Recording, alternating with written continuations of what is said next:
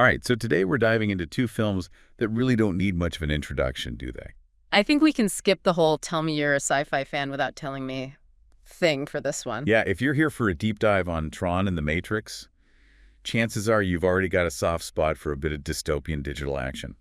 Definitely. I mean, these are two films that really got people thinking about what's real, what's simulated, and what happens when those lines get blurred, right? Absolutely, and they did it with such style. Tron and back in '82 just blew everyone away with those visuals.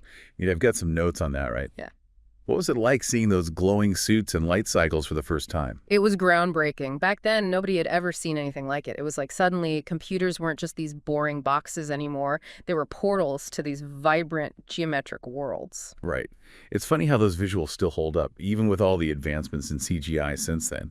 That iconic grid, the light cycles leaving trails, pure visual language. Yeah, it definitely set a benchmark. And then you fast forward to 99 and The Matrix comes along and it's like, hold on, this isn't just a visual spectacle anymore.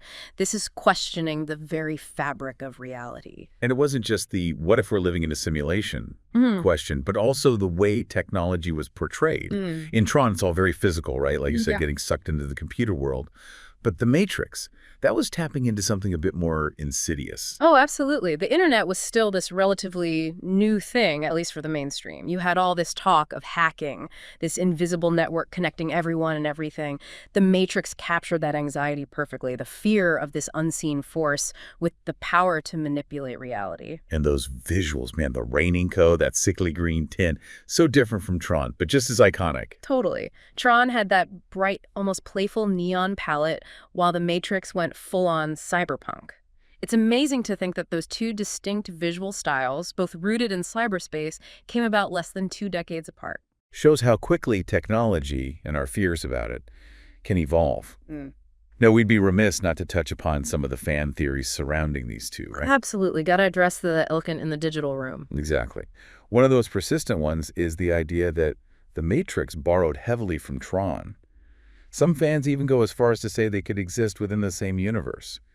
Like, what if the digital world in Tron is just one level of the simulation in The Matrix? It's a fun theory, right? There are definitely thematic parallels to the whole idea of programs becoming self-aware, fighting for their existence within the machine. It makes you wonder if the Wachowskis, the creators of The Matrix, were influenced by Tron, even subconsciously. It's certainly possible.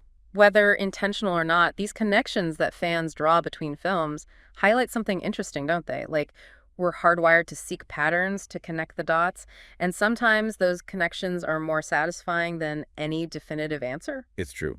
Does the lack of a clear-cut answer make it more or less compelling? What do you think? That's a tough one. I think it depends on the person. Some people crave concrete answers, while others maybe prefer the mystery.